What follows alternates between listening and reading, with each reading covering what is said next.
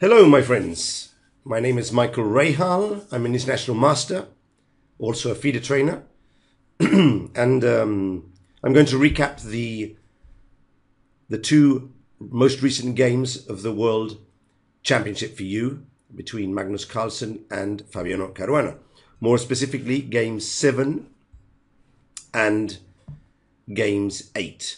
I'm covering for top international grandmaster Yarmolinsky, who will be recapping the rest of the games. Today he's unavailable for the recap, so ICC has asked me to come in and join you all for the analysis of these two games. Before we go into the detail, briefly I'll give you my opinion on the match as far as we are now, having played 8 of the 12 games. I have to think that Caruana is doing extremely well. Although the games, all 8 of the games have finished in draws, if we take away the first game where Carlsen was trying to win, he had some chances in the game, clear chances even. The last 2 or 3 games, my impression is that in general, Caruana is on top. His calculation is superior, in my opinion, having watched the games and also followed the press conferences. Carlsen had the chance to double whites on the 6th and 7th game and wasn't able to achieve an advantage. And yesterday, in the 8th game, Caruana was clearly the one having most fun in the game. So things are heating up considerably, taking into account that there's 4 games left and a decisive game now could really prove to be the decisive factor in the match. If one of the two players is able to win a game now, he'll have very good chances to take the match away. However, if the last 4 games also end in draws, sorry, I have to put my money on Carlsen in the active games. He is a renowned specialist in fast play. Caruana has been struggling with that rhythm for a long time, probably more based on his way of playing, which is very analytical, very precise, much calculation, whereas Carlsen is probably the more intuitive player. And in fast play, that is something to really take into account, to bear in mind. So, I've still got my cough from last week, from the terrible rain in Santiago in the World Under 12 Championship, so I'm still slowly improving, but not fully recovered yet.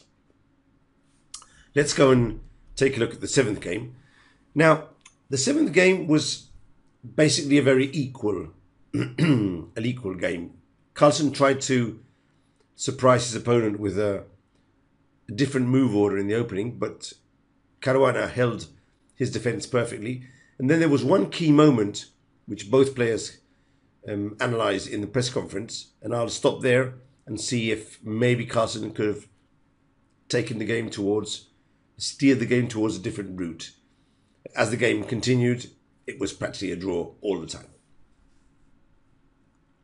So, after trying e4 in the 6th game and having faced the tough Petrov Russian defense of Caruana, Carlsen goes back to d4 and again, not exactly sure what he's trying to avoid by playing knight f3, but it seems to me that maybe he doesn't want to go into the Grunfeld defense, which actually speaks very well of the defense for black. If the world champion can't find anything decisive against that defense, it's very, very interesting.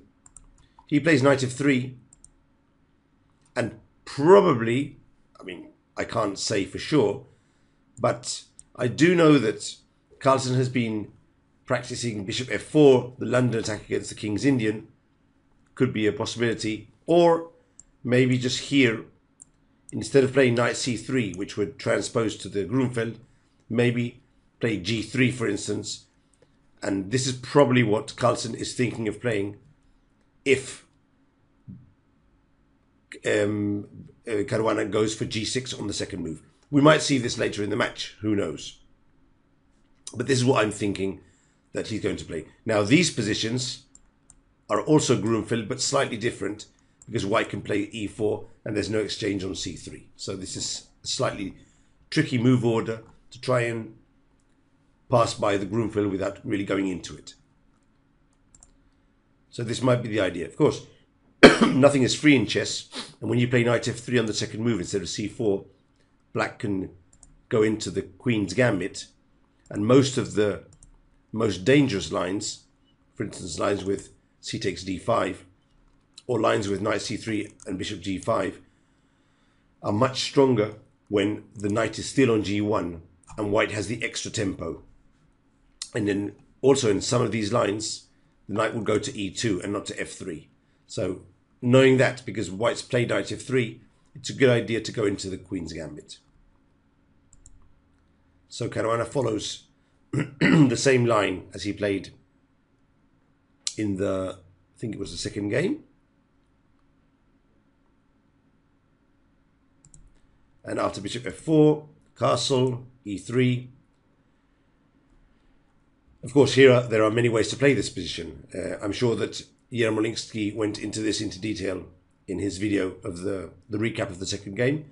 But suffice to say that knight bd7 is a very popular move. b6 would be a sort of Tartakoa variation. All these moves have been played a lot, but c5 is currently the main test for black to equalize in this variation. Now, again, here white can choose which type of structure he prefers. In both this game and the previous game, Caruana went for the main line d takes c5, sorry, Carlsen. But also possible is to capture on d5. And here, normally, black will capture with the knight, and he can either capture with the queen here, which is interesting, or with the pawn, which is very popular. In this position, I actually think maybe Carlsen would prefer this one more than the other positions, where he can try and put some pressure on the Isolani on d5. However, the lack of knights on f6 and c3 seems to me that this favors black more than it favors white. It's not so easy to put pressure on that pawn.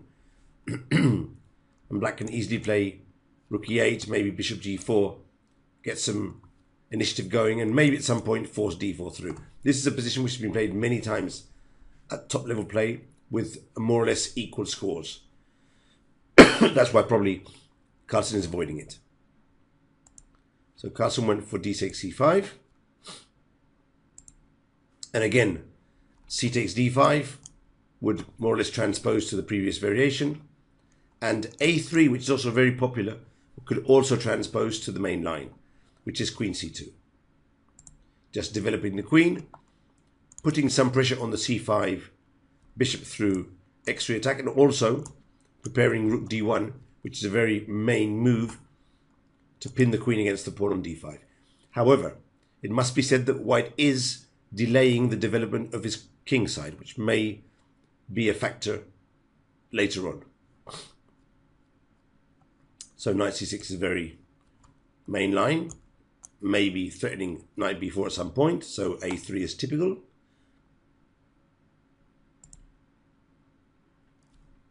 Not only taking b4 under control, but also at some point b4 might be a threat. And now the move that has been giving black success in this line, which is queen a5. Very sorry about the cough, really. I've been having trouble with my throat for some time now, after going to Santiago. And even though I'm drinking a lot of hot stuff, it doesn't seem to go away, but hopefully it'll get better. Okay, so queen a5, as you can see, pins the knight. He might be threatening knight e4. And very important, b4 is no longer a good move, because both knight takes b4 and bishop takes b4 would take advantage of the pin on the rook. So here, in the second game, Carlsen played rook d1, which is in principle the main line, putting pressure on d5 and also maybe threatening b4. And black came back with this wonderful rook d8 move, really not paying much attention to the b4 threat. And after bishop e2, knight e4, black was already quite okay. And after the exchange on c3, that game ended in a draw. I'm sure that Yermolinsky mentioned that b4 could be a bad move because of knight takes b4, a takes b4, and bishop takes b4. And there's a really strong threat of capturing on c3, which can be increased by playing knight e4. I think black is doing very, very well here. So instead of playing rook d1 again, Carlsen's team couldn't find anything better in that line. So he changed over to the secondary move, knight d2,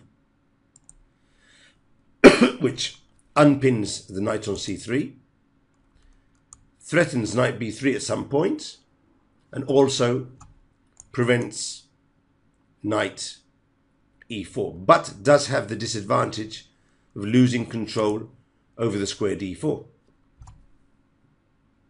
And although now both bishop e7 and bishop d6 have been played, Caruana plays the computer's first choice, which is queen d8, just dropping back with the queen. His work is done on a5, but now he could be threatening d4 with the initiative. So queen d8, very good move. Knight b3 is forced. And here, Fabiano comes up with the novelty of the game. Both bishop d6 and bishop e7 had been played before, and white was doing okay in those positions. For example, I found one game after bishop d6, c takes d5, e takes d5, bishop d6, queen d6, bishop e2, and I suspect that Magnus was probably trying to go for something along these lines. Maybe following up with the rook d1, knight b5, d4, bishop e3, trying to go for some more positional play against the Isolani. Yeah, definitely this would be something that Magnus would like to play. So Fabiano came up with the novelty bishop b6. He keeps his bishop in this diagonal. And of course, if white forces it through, then he'll drop back. But now there's no Isolani, which is okay for black. So an interesting novelty played by Fabiano. Carlsen played bishop e2.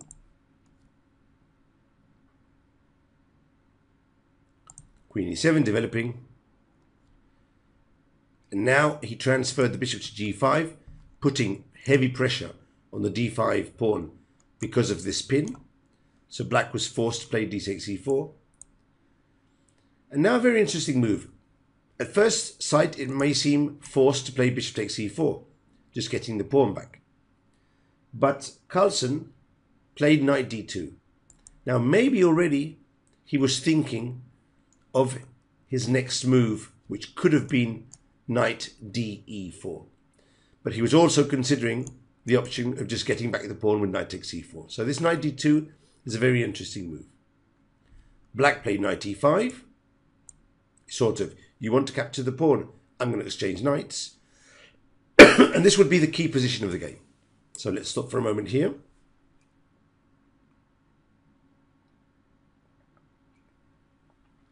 So after the game, in the press conference, in the analysis press conference, both players were questioned about this position. And Magnus basically said that after castle, which was the game move, he basically said that with castle, he's agreeing to a draw. He recognizes that after the recapture knight takes c4, the pawn structure will be equal, a lot of pieces will be exchanged, the game is heading towards a draw, which we'll see now. But he did consider the main move, knight de4. And this was probably a key move in the variation. He rejects recapturing the pawn. Sorry, knight ce4, not knight d4, knight ce4, keeping this knight attacking the pawn. Now, obviously, this is very critical because he is threatening to capture on f6. Caruana said that he thought he was safe after bishop d7, and now he thought that these exchanges were just not enough compensation for the lack of the pawn. Okay, black's king is unsafe, but we can't really put any major threats against the king, so this should be okay. Though it does seem to me that knight e4 would be slightly dangerous here, so maybe bishop e5, king f1. There is a lot of pressure on this pawn, so maybe things are not so clear. And after bishop h4, black should try and find a better move than rook c8, something that prevents knight e4. Maybe bishop c6. Maybe bishop c6 would be the move that does allow white to recapture the pawn on c4. But I'm thinking that black must see himself having a reasonably safe position here. I would still be a bit afraid with black, but of course these guys have a much better technique in defense than me. Maybe just king h8, getting the king out of the way, following up with rook g8, rook g6, and these two bishops are actually very strong. So going back, we have this knight e4 here, bishop d7. Now Caruana said that the best move for white, or at least the move that was most worrying for him, was queen c3, hitting the knight and also hitting the knight on f6. And now Caruana actually gave the following line. He said, knight takes e4, knight takes e4, which looks as if it's winning a piece, but black does have f6, queen takes e5, and now only move pawn takes g5. And now, at this point, if castle, black does have rook f5, so Caruana said that bishop takes c4 would be the main move, preventing rook f5 because of queen takes f5. And after g6, sorry, h6, just protecting the pawn on g5, rook c8, sorry, castle, rook c8, bishop b3,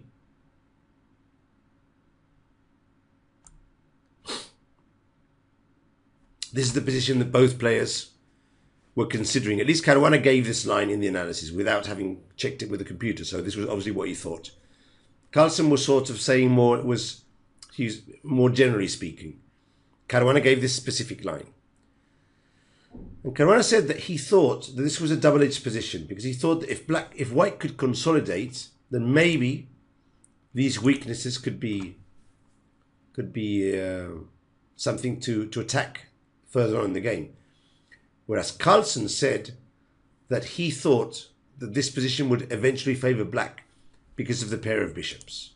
So, different ways of seeing the same position. But in any case, both players agreed that this was the way to go if white wanted to try for an advantage in this game. He had to try this tricky knight ce4. Now in the game, Carlsen played castle, bishop d7, and now to recover the pawn he played bishop f4, hitting the knight, knight g6, bishop g3, and bishop c6. Black just returns the pawn and starts exchanging pieces off. And we can already see that the position is completely equal. It's a completely equal pawn structure, totally symmetric. No unbalances to consider here, and a lot of pieces will be exchanged off in the following moves. You can see that already both players understand that this position is going towards a draw. More pieces exchanged. I've tried to find ways to unbalance this position, but really it's been impossible. It's just an equal position. There's no real way of trying to unbalance. There's one way which I'll show you now. Bishop d3, b6. f3 is good because it shuts off the bishop, but does leave a weakness on g3. bishop b7. And now Carlsen goes for bishop to g6, and his idea is to push this pawn and try and get a knight to d6. But this will prove ineffective.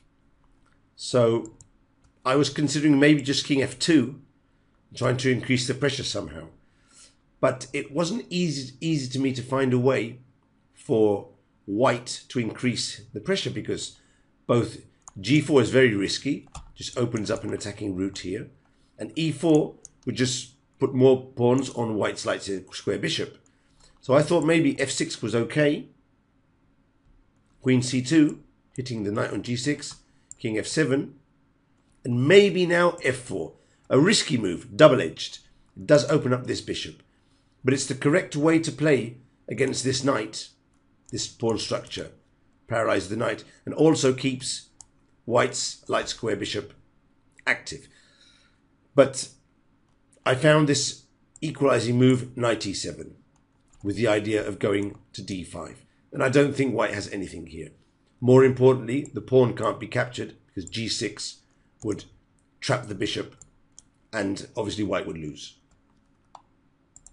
So it seems to me that there's really no clear way of going for an advantage in this position. So after bishop takes knight, pawn takes, e4. And now, of course, I'm sure that if I was playing with black against Carlsen, I would definitely lose this game. Because although it's equal, it's a draw. Carlsen, we all know, he's very famous for getting these very, very slightly better positions and forcing mistakes from his opponent and getting the win. But Caruana's playing superbly. He's not number 2 in the world because of nothing. And he's very well versed in the defense. I'm sure that's something he's trained specifically for this game, for this match. He plays queen c7, hitting the pawn on g3, but also improving the position of the queen. King h2, bishop a6. Obviously, going towards the center here would be disastrous because he would fall under a very important, very decisive pin. He'd actually lose the game here because b3, b5, and when the knight moves, b4 could prove decisive. Well, actually, he loses the knight anyway because the queen is pinned. Sorry about that. So he had to go towards the side of the board. Again, bishop a6, knight d6, swaps off queens, and undermines the knight. And here, a very interesting domination of the bishop over the knight. Funnily enough, it looks as though the knight is very strong, but all his main squares are being taken away by the bishop. The king comes towards the center. Both kings centralize. And now, black is already threatening to take over the advantage. But when the king comes towards here, white is forced to drop back because of the attack on the pawn. And this was the way both players forced a threefold repetition and a draw. And that's what she wrote on the 7th game. Carlsen trying to press a bit in the opening with a tricky move order. Caruana defending very well. And then the key move on move 15, castle, instead of knight ce4, which would have taken us to that double-edged position where white has better pawn structure, but black has the pair of bishops. And neither of the two players were completely confident of their chances in that position. And that's why Carlsen went for castle. Sorry, Carlsen went to castle, and the game ended in a draw. So, I hope you've enjoyed the analysis of this 7th game, and stay with us because we're about to give you the analysis of the 8th game. And signing off for the moment, International Master and FIDE trainer Michael Rahal from Spain, giving you the English language analysis of the 7th game of the Carlsen-Caruana World Championship match. See you soon.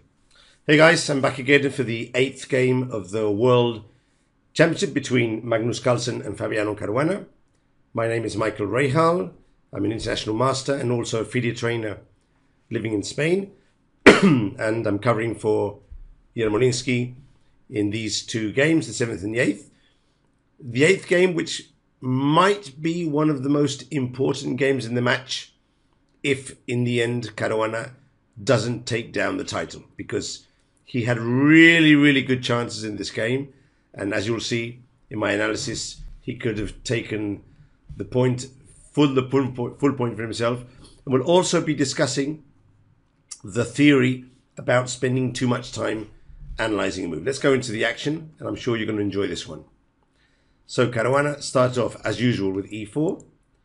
And one of the questions which we've been asking for the last few games was, what will Carlsen do as the Sicilian if white goes for d4?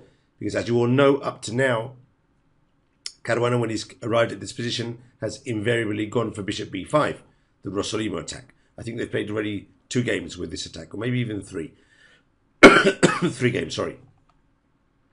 But for this game, and I'm sure this was already prepared beforehand by Caruana's team, they probably thought, let's go for 2 or 3 Rossolimos and then go for one of the main lines in the Sicilian. For this game, Caruana opened with d4, and I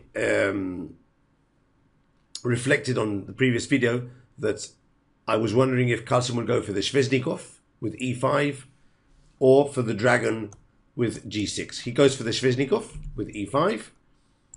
I did remind you all that he had played this as a kid many years. He has vast experience in this defense, and it also goes quite well with his style. Knight b5, d6, and here Caruana comes out with his first surprise, although I'm completely sure this was not a surprise for Carlsen, because generally here white is playing bishop g5 as the main move, threatening to put his knight on d5, and the line runs a6, knight a3, b5, and here white can choose between taking f6 and doubling the pawns and going for this positional approach, or my personal favorite, going for knight d5 straight away, forcing bishop e7, and then exchanging with the bishop, and then playing for a strong knight on d5 and trying to get the knight to e3, maybe g3, bishop g2. This is very theoretical. Personally, I think it's slightly better for white, but Carlsen has played this many years, demonstrating, along with Leko, along with Kramnik, some other very important Zvezikov players. They've all demonstrated that this is a Shirov is another one, that this is a very playable position for black. So bishop d5 main line, but Caruana goes for the subline knight d5. Now, I checked with my database, and funnily enough found that this move had been played twice by Rustam Kazimdanov, who, as some of you may know, is Caruana's main trainer, his head coach. So it's not a surprise that he might have some influence in this decision. I even found one game between Kazimdanov and Carlsen in Moscow 2007, a game that Carlsen won. So that leads me to think that Carlsen couldn't have been entirely surprised by this move. I'm sure that when they were preparing for the match, they went over the main choices of Caruana's seconds, because they would be helping him during the match. So knight d5 threatens knight c7. The exchange is forced. And now, as in the game played in 2007, Carlsen retreats to b8, which is the main move, to relocate the knight on d7.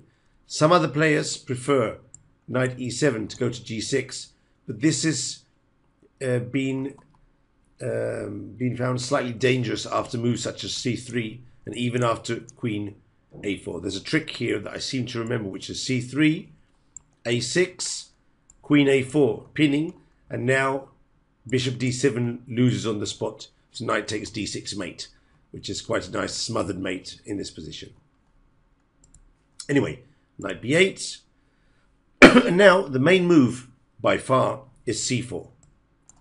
And basically the knight drops back to c3.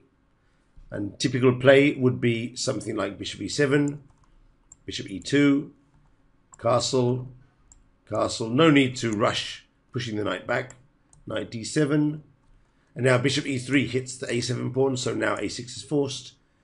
Knight c3, f5.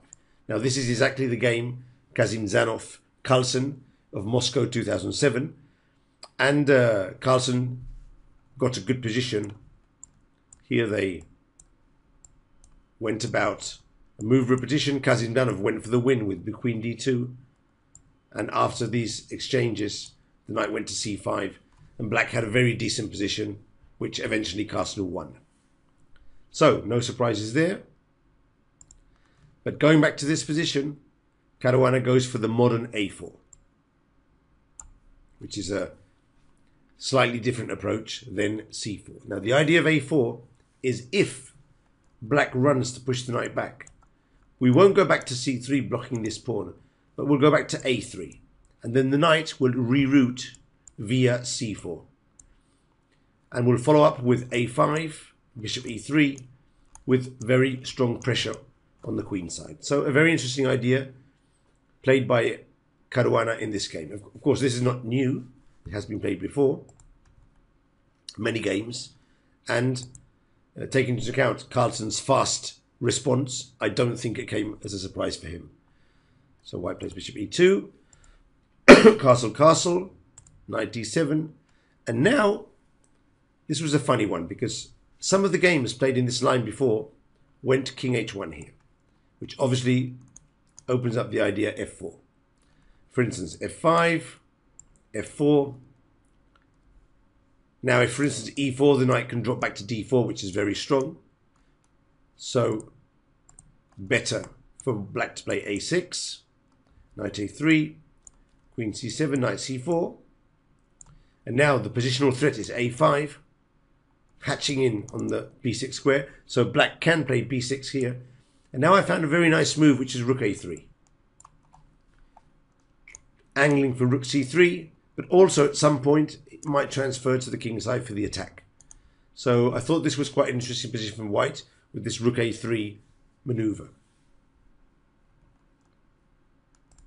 However, instead of playing rook king h1, which is the main move, here Caruana, still in preparation, goes for bishop d2, which is a sort of flexible move. It might go to b4, sack on b6. It might help to push the pawn to a5 and just develops the piece. No rush. Carlsen thought 10 minutes here. So obviously bishop d2 was the move that sort of surprised him. Maybe he was familiar with king h1. So now he spent about 10 minutes trying to understand the nuances of bishop d2 to see if f5 was still the correct move. He understands that it is. a5. Now the bishop is coming to b4.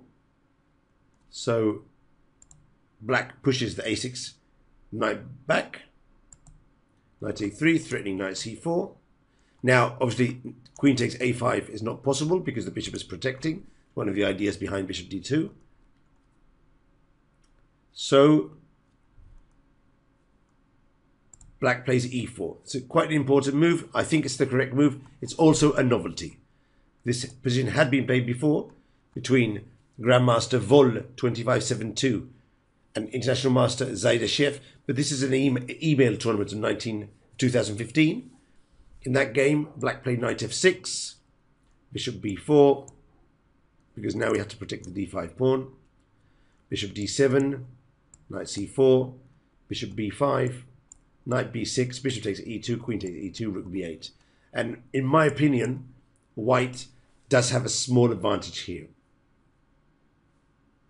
Not special, but this knight on b6 is very annoying, and there is some pressure on b6. Now, I think this was the position that Caruana was trying to achieve when he played this idea. But Carlsen plays e4. Now he's trying to get his knight to e5 to control the knight on c4. Now, exchanging knights would give white a passed pawn, but this is very worrying. No, these three pawns heading towards white's king is very worrying. So Caruana prefers to play rook knight b6, hitting the rook, and f4. Now, in these positions, it's very important for black to maintain a knight on e5, to more or less compensate white's strong knight on b6.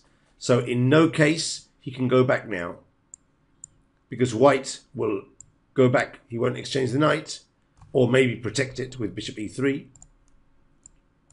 And now this square is under control, and black's attack on the king side is very much weakened. And white can still play c4, b4, rook c1, queen d2, and eventually c5. And black can't do the same on the king side without weakening his position enormously. So after f4, white took on f3, and at least keeps his knight here.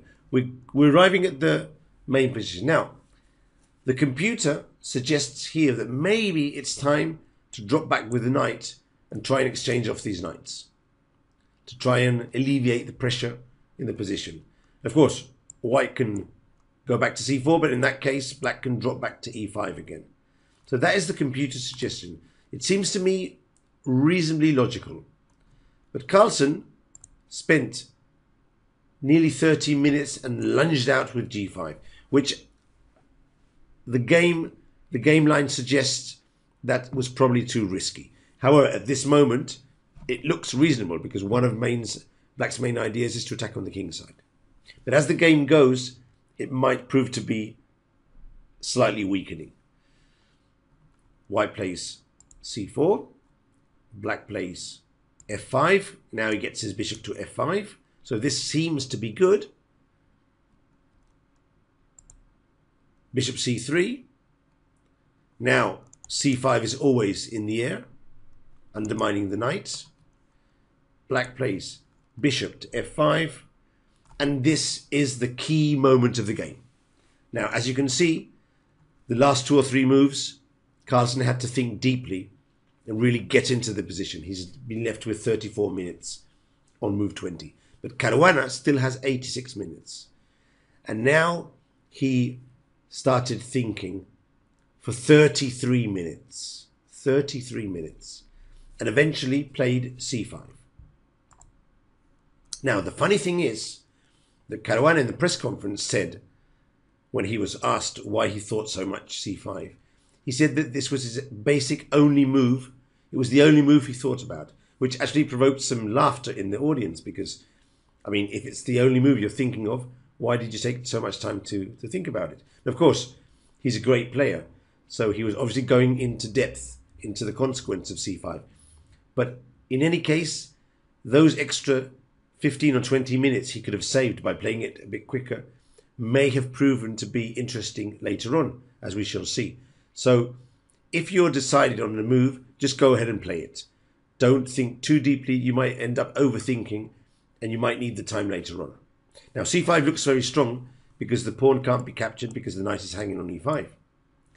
Also, he must take action before black actually starts to create some threats on the king side. Now, of course, pawn takes pawn can't be done, but knight takes f3 check. Queen takes f3, and pawn takes pawn can be done. And now, this is the moment, the first key moment.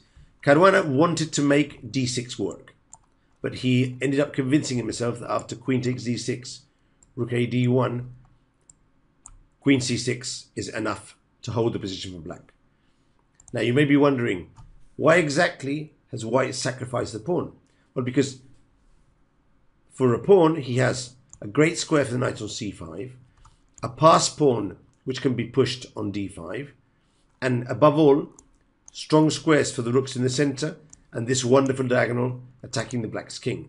So it's a very sound pawn sacrifice, and actually the computer thinks it's very, very good. But only if he makes the correct follow-up. And now he plays rook a d1, which is a good move, probably still leaves him with advantage, threatens d6. But the computer suggests that even better was rook a e1, which he actually did mention in the press conference. Bishop f6, and now h4, undermining black's kingside position. However, there was a main line he had to calculate, and maybe he wasn't able to do that properly. Bishop takes f6, b takes f6, and now a good move, g4. Only move, queen takes f4, and now queen takes h4. And now, according to the computer, the only move for white in this position to win is Queen H2, which is a really, really tough move to play. But if he found it, the position, funnily enough, after King to H2, this is a position which is much better for white. Although it seems he's worse because he's a pawn less. This pawn is really strong. The rooks are coming in and the king is getting in via the dark squares. So this is actually a position which Stockfish assesses as 2.15 for white, which is a huge advantage being a pawn down. But of course, white had to be able to see the consequences of the H4, Queen H2 maneuver, which was not simple to see at this point in the game. He played Rook H D1, which is the move that many of us would have made. Okay, D1. He played it very fast as well, so he had already thought about it before. Bishop D6. And now he spent some more time and was unable to find the sequence Queen H5, which is decisive. Queen H5 would have been totally decisive because the threat is Queen H6, going for mating ideas. Now, only move Bishop G6. Both players agreed that this was their only move in the press conference. And now again, only move Rook H7, Rook F7 to defend. And now Caruana suggested that Knight C4. He thought it was good, but after Bishop F8, Queen H3, he couldn't see how to win this position. Carlsen actually suggested Queen C8 here as a defensive move. But the computer, again, Stockfish, says that here, instead of Knight C4, there is a winning move, which is Rook Fe1, threatening Rook E6. And the computer, again, gives an advantage of more than 2 points, which is essentially a decisive advantage. And it actually looks very strong. Look at the position. All of white's pieces are participating in the attack decisively. And when the rook lands on E6, this could be game over. And I'm thinking that Bishop F5, which would avoid that, just is faced by Knight C4, adding extra pressure on black's position. And this is going to fall. The computer suggests Queen F8, but just Queen takes G5. The attack continues. Rook E6 is still a threat. Knight C4 is a threat. H4, H5 is a threat. This is a very difficult position to hold for black. And Carlsen, I'm sure that if Caruana gets here, he's winning this position. So, a huge missed opportunity. And we'll see if Carlsen was quite relieved to have saved this position. And Caruana was slightly disappointed, as he said afterwards in the press conference. He played H3, too slow for the position, and Queen H5 was the key move. And he said that he underestimated the strength of the defense Queen E8, Queen G6. That was said by Caruana afterwards. Knight C4 and Queen G6. And now black is more or less holding and still has the extra pawn.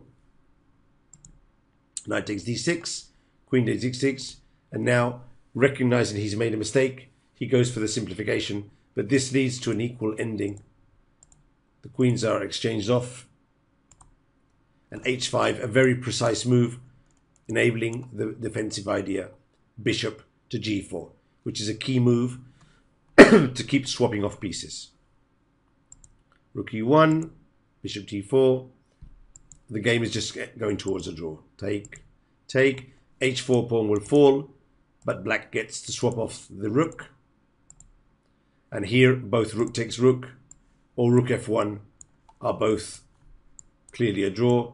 As you all know, opposite endings with opposite coloured bishops are just drawn, and players normally don't push that unless there are two passed pawns. And here there's only one, which can easily be blocked by black's king. There was a couple of checks. And here, obviously, players could have continued, but they agreed to a draw exactly here. Probably black would have captured on D6, white would capture on C5, and then either black can go active with rook D2 or just play rook D7, hold the B7 pawn, and the game is a draw. So, as you can see, it's hard to say who had better chances to win. If it was Carlsen in round 1, you remember that game where he was very close to winning,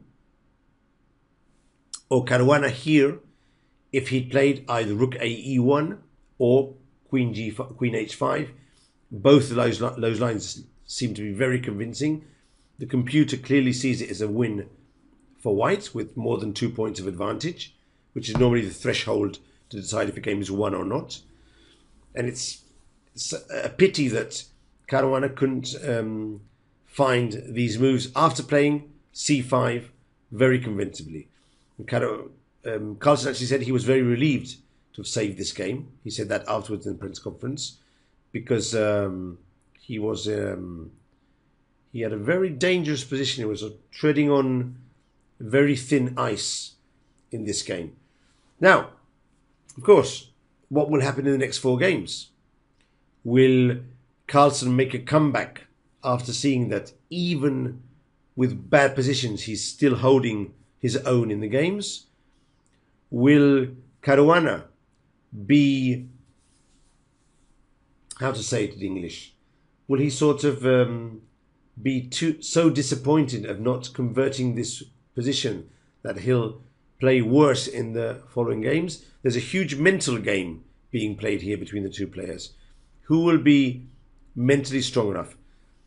I have to say that Carlsen also said that he was not very happy with his performance in this game and in general with his play in the match up to now.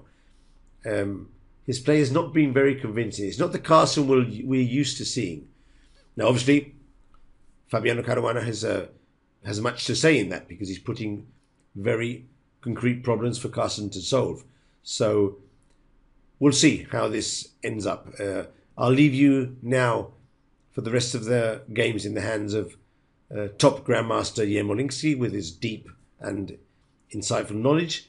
And for me, I hope you've enjoyed these analysis, maybe a bit briefer, but I'm trying to really focus on the salient points, the main points of the game, and more of the psychological war being held between the two top players, Fabiano Caruana and Magnus Carlsen. So, thanks a lot for seeing the video. Signing off from Spain, International Master Michael Rahal, and I hope you enjoy the rest of the match. See you all soon. Bye-bye.